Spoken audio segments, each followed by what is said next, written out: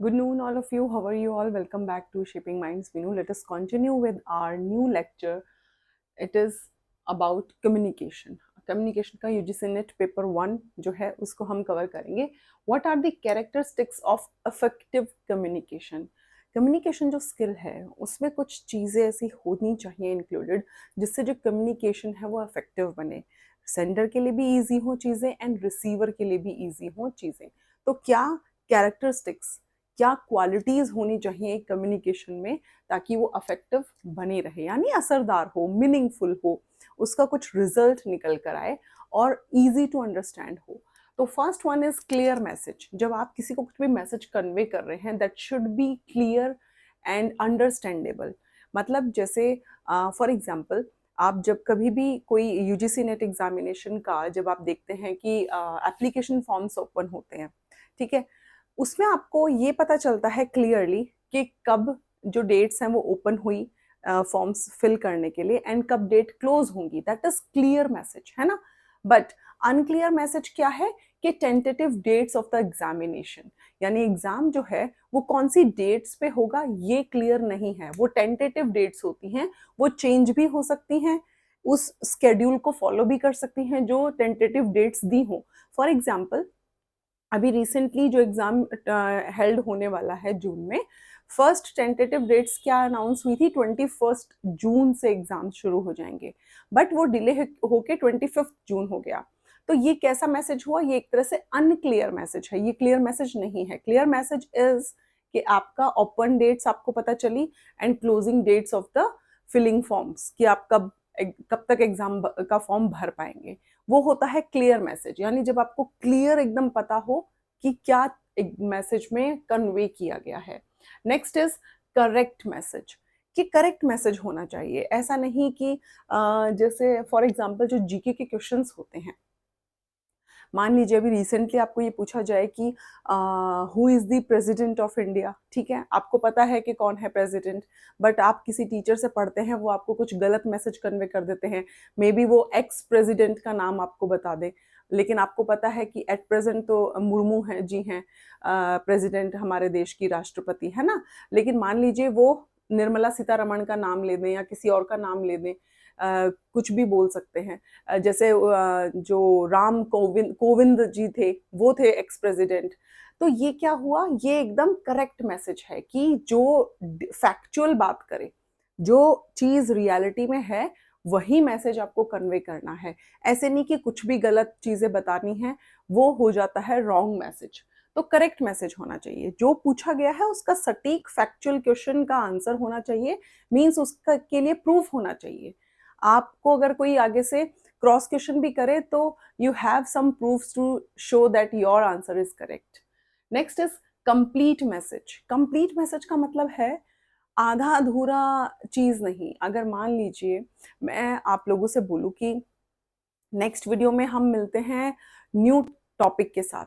अब आप लोग सोचते रहेंगे ना कि यूजीसी नेट एग्जामिनेशन में तो टोटल 10 टॉपिक्स हैं, ठीक है, 10 यूनिट्स हैं, तो आप लोगों को नहीं पता कि कौन सा नया टॉपिक स्टार्ट होगा.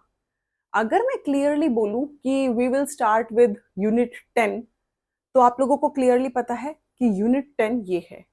अगर मैं आप लोगों को बोलूं हम स्टार्ट करेंगे न्यू टॉपिक, तो आप लोगों को क्लियर मैसेज नहीं गया कि कौन सा टॉपिक न्यू स्टार्ट होना है, कौन सी न्यू यूनिट स्टार्ट होने वाली है.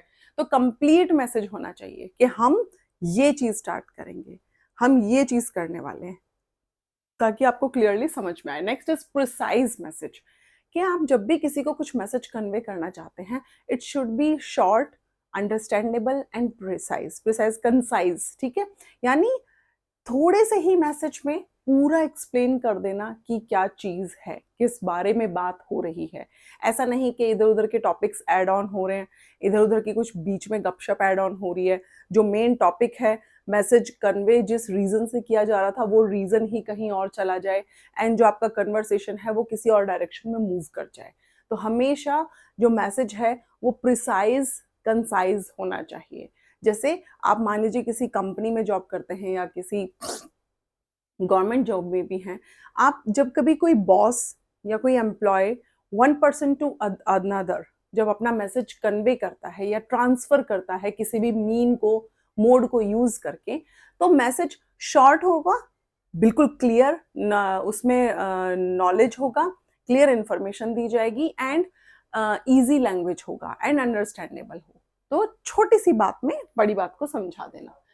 रिलायबिलिटी, रिलायबिलिटी क्या है कि जिस बारे में बात हो, जो कॉन्टेक्स्ट है कन्वर्सेशन का, वही कॉन्टेक्स्ट रहे, तभी आपको कोई रिलाय कर पाएगा, यानी आप पे बिलीव कर पाएगा कि हाँ इस बारे में बात हुई थी, इसी से रिलेटेड मैसेज आया आपके पास एंड यही चीज हो रही है। तो वो होता है रिलायबिलिटी, यानी जो कॉन्टेक्स्ट है उसी से रिलेटेड इंफॉर्मेशन आगे कन्वे करना, उसी से रिलेटेड फैक्चुअल डाटा आपके पास होना। Next is consideration of the recipients. हमेशा ये ध्यान रखना है कि पर्सन टू पर्सन वेरी करता है किसके साथ आपको कैसे कम्युनिकेट करना है। जरूरी नहीं है आप जैसे ऑफिस में अपने कलीग्स के साथ कम्युनिकेट करते हैं वो आपका वे ऑफ कम्युनिकेशन और वे ऑफ टॉकिंग और way of sharing your information बिल्कुल डिफरेंट होगा। बट दूसरी तरफ आप जो अपने फैमिली मेंबर से बात करते हैं तब आपका वे ऑफ शेयरिंग योर कह सकते हैं हम आइडियाज, नॉलेज, इंफॉर्मेशन, वो बिल्कुल डिफरेंट होगा। तो पर्सन टू पर्सन वेरी करता है, पर्सन टू पर्सन डिपेंड भी करता है कि किसको कितना नॉलेज है, उस बेस पे आप उसके साथ कम्युनिकेट करेंगे। अब मान लीजिए आप किसी LIC कंपनी में एम्प्लॉय हैं, अब आपको अपना जो ऑफर है वो सामने वाले को बताना है, ठीक है।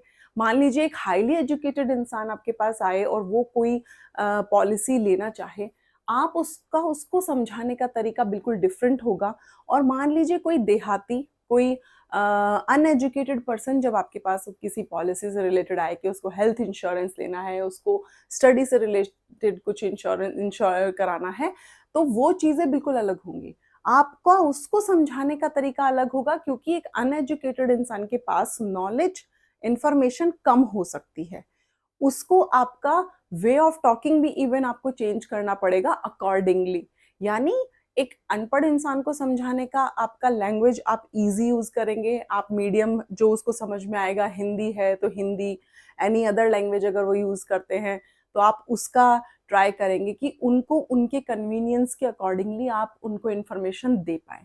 दूसरी तरफ एजुकेटेड इंसान या कोई जिसको काफ़ी नॉलेज है पॉलिसीज़ के बारे में, हेल्थ इंश्योरेंस के बारे में, वो ऑलरेडी कुछ स्टडी करके आए हुए हैं, तो उनको चीज़ें एक्सप्लेन करने का तरीका बिल्कुल अलग होगा। तो इट्स कंप्लीटली डिपेंड करता है कि सामने वाला जिससे आप कम्युनिकेशन कर रहे हैं उसका क्या स्टैंडर्ड ऑफ एजुकेशन है, उसका क्या थिंकिंग प्रोसेस है, उसका कितना नॉलेज को अडेप्ट करने की कैपेसिटी है, इंफॉर्मेशन को लेने की कैपेसिटी है, वो चीज़ें देखनी पड़ेंगी। अब आप एक छोटे बच्चे को तो पॉलिसीज नहीं बेचना स्टार्ट करेंगे क्योंकि उस बच्चे को कुछ समझ नहीं आएगा कि ये किस बारे में बात हो रही है।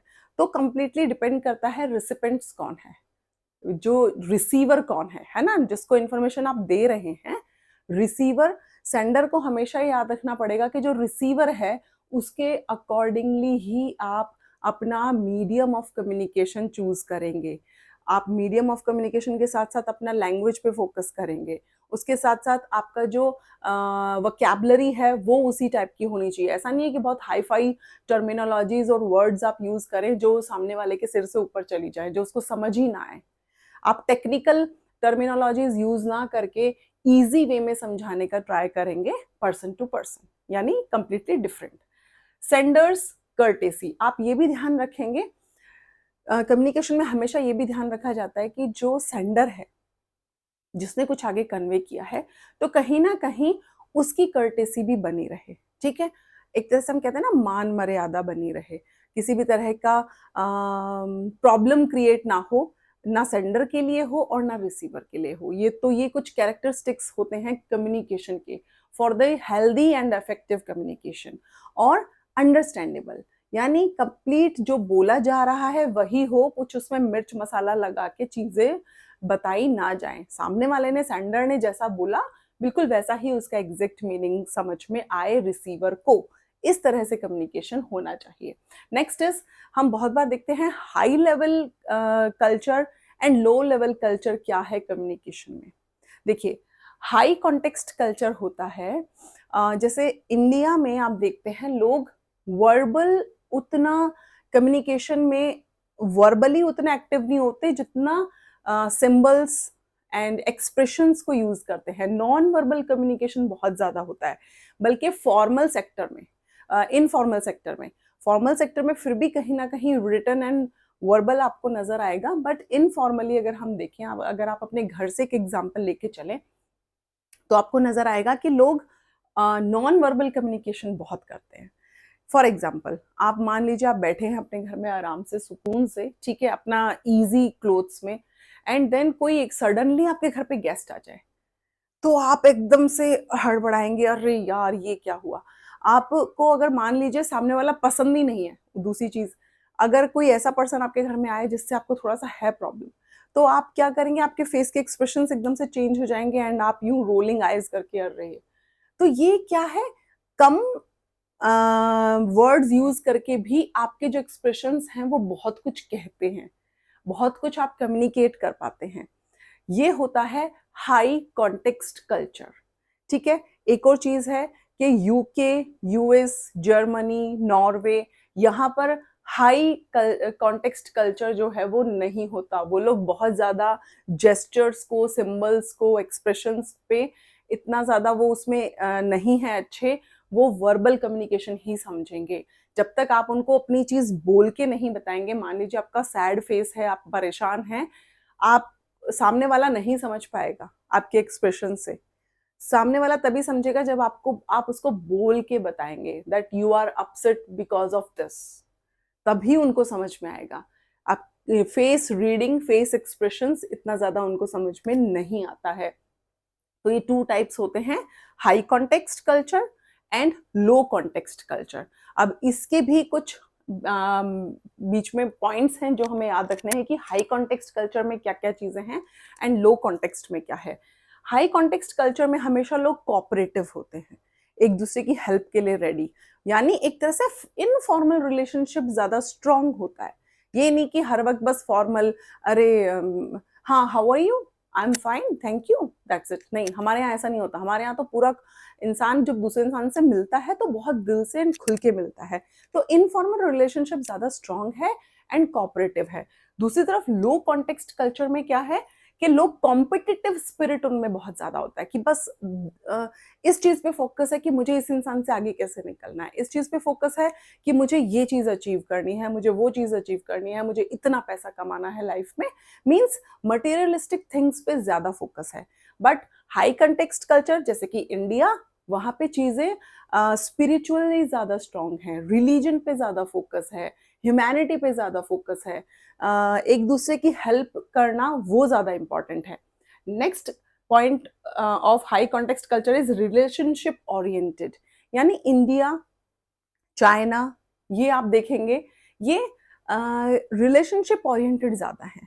ठीक है, पैसों से ऊपर यहाँ पर लोग रखेंगे रिलेशनशिप्स को, कि सिर्फ पैसा इंपॉर्टेंट नहीं है, आपके पास लोग भी तो हों। फिर अगर आपकी फैमिली नहीं है, आपके फ्रेंड्स नहीं हैं, आपके आसपास कोई ऐसा इंसान नहीं है जो आपको समझे, आप जिससे अपने फीलिंग्स शेयर करें, अपने आइडियाज शेयर करें, तो पैसों का क्या अचार डालेंगे। हमारे यहाँ पे इस तरह की सोच है। बट जो लो कॉन्टेक्स्ट कल्चर वाली कंट्रीज हैं और लोग हैं, उसमें क्या होता है, टास्क ओरिएंटेड ज्यादा है।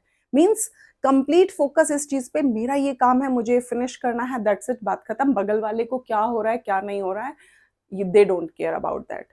कि किसी मतलब इमोशनली वो लोग ज्यादा कनेक्ट नहीं करते लोगों से, इमोशंस नहीं है, प्रायोरिटी में है टास्क, प्रायोरिटी में है मनी, प्रायोरिटी में है सिर्फ अपना इस चीज पे ध्यान करना कि कॉम्पिटिटिव स्पिरिट हो आपस में।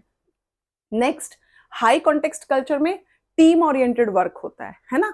अगर किसी एक इंसान को आप टीम, आपका एक टीम है मान लीजिए आप, फिर चाहे ऑफिस की बात हो, फिर चाहे किसी स्कूल की बात हो या किसी प्लेग्राउंड की बात हो, अगर कोई एक इंसान सफर कर रहा है, कुछ प्रॉब्लम है, तो पूरी टीम ट्राई करती है उस इंसान को हेल्प करने का। यानी टीम वर्क में ज्यादा बिलीव करते हैं, ना कि इंडिविजुअलिटी में। बट लो कॉन्टेक्स्ट में इंडिविजुअलिटी पे ज्यादा फोकस है, खुद खुद का, बस कि मुझे ये चीज अचीव हो गई, बात खत्म। दूसरे का बेशक से उस वजह से नुकसान हो गया हो, उन्हें इस चीज से कोई लेना देना नहीं। नेक्स्ट इज टीम अचीवमेंट पे फोकस है कि ऐसा नहीं है कि खाली मैं जीत जाऊं, वो चीज इंडिया में नहीं है कि सिर्फ मैं मुझे मिल जाए। टीम में अचीवमेंट में बिलीव करते हैं कि मुझे हेल्प हुई है, मान लीजिए कल को मेरी किसी ने हेल्प की तो मैं भी ट्राई करूं कि सामने वाले किसी और इंसान की मैं भी हेल्प कर सकूं। इस तरह का स्पिरिट है, इस तरह का रिलेशनशिप है आपस में। और टीम अचीवमेंट में बिलीव करते हैं कि पूरा टीम एक साथ आगे बढ़े, एक साथ ग्रो करे। बट जो लो कॉन्टेक्स्ट है उसमें इंडिविजुअल अचीवमेंट पे ज्यादा फोकस है कि मैंने अपनी लाइफ में ये अचीव कर लिया, बस बाकी किसी ने क्या अचीव किया नहीं किया, प्रॉब्लम हुई, doesn't matter. Next is non verbal over verbal, यानी हाई कॉन्टेक्स्ट में मैंने जैसे फर्स्ट ही बताया पॉइंट कि नॉन वर्बल पे ज्यादा फोकस है, ओवर वर्बल बोलना उतना महत्वपूर्ण नहीं है जितना आप दूसरे के एक्सप्रेशन से जब समझ जाएं। इंडिया में ये चीजें ज्यादा हैं कि मान लीजिए मैं अपनी डॉटर से समटाइम्स अगर वो कुछ गलत करती है और मैं उससे गुस्सा हूँ, नाराज हूँ, वो एक सेकंड में उसको मेरे फेस से पता चल जाता है कि मुझे बोलने की जरूरत नहीं है उस टाइम पे, उसको वर्बली मुझे समझाने की जरूरत नहीं है कि आपने क्या किया है। उसको मेरे फेस से ही पता चल जाता है कि ये प्रॉब्लम है, मैंने यहाँ पे गलत किया, मम्मी नाराज है या मम्मी गुस्से में है, वो सब कुछ उसे समझ में आता है। तो ये होता है high context culture. And low context में वर्बल ओवर नॉन वर्बल, यानी वहां आप मुंह सुजा के बैठे रहो, किसी को कुछ समझ ही नहीं आएगा कि इस इंसान को कुछ प्रॉब्लम है, इसका मुंह सूजा हुआ है इसलिए सूजा हुआ है। फिर जब तक दूसरे को बताओगे नहीं कि आप क्यों अपसेट हो, सामने वाले को समझ नहीं आएगा कि आप अपसेट भी हो। तो क्योंकि वहां पर non verbal symbols, gestures, expressions लोगों को समझ में नहीं आते हैं, क्योंकि उन लोगों ने सिर्फ इंडिविजुअलिटी पे फोकस किया है ना, उन्होंने टीम वर्क पे तो फोकस ही नहीं किया। जब टीम वर्क पे फोकस करते तो एक दूसरे की फीलिंग्स, चीजें समझ में आती। जब आप खुद सिर्फ एक अपना इंसान खुद के बारे में ही सोच रहा है तो दूसरे का एक्सप्रेशंस नहीं समझ पाएगा। Next is deep respect for the past.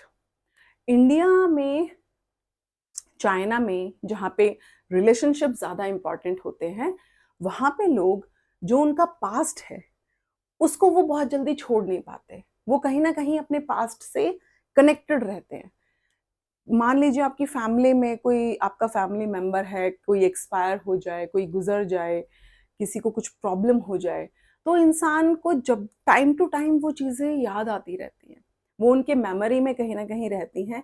And वो उस चीज़ को छोड़ नहीं पाते जल्दी से, हमेशा पास्ट से कनेक्टेड रहेंगे। और एक चीज़ देखिए, जो इंसान इतना ज़्यादा हम कह सकते हैं कि लाइफ में इतना आगे बढ़ जाए कि उसको किसी भी चीज से फर्क ही ना पड़े, तो वो फिर इंडिविजुअलिटी पे ही रहेगा, उसको फिर खुद से मतलब है। अगर पास्ट से कोई इंसान कनेक्टेड है, उसको छोड़ नहीं पा रहा, दैट मीन्स वो इंसान इमोशनली लोगों से ज्यादा कनेक्ट करता है, यानी वो इंसान इमोशनल ज्यादा है, फीलिंग्स ज्यादा है, तभी आप अपने पास्ट को ही नहीं छोड़ पा रहे। इसलिए ऐसा इंसान सामने वाले का जो फीलिंग है उसको भी हर्ट करने से पहले पहले सोचेगा। लेकिन दूसरी तरफ जो लो कॉन्टेक्स्ट कल्चर है उसमें मेन फोकस है प्रेजेंट पे, फ्यूचर पे, कि अभी क्या हो रहा है उस पे ध्यान दो, उस पे काम करो, भाड़ में जाने दो पहले क्या हुआ, पास्ट लाइफ में क्या हुआ, उनको कोई मतलब नहीं है, वो बस इस चीज में लगे रहते हैं। प्रेजेंट में इंडिविजुअलिटी उस चीजों पे, एंड फ्यूचर में आपकी ही इंडिविजुअलिटी में और क्या चेंजेस आएंगे उस पे फोकस है।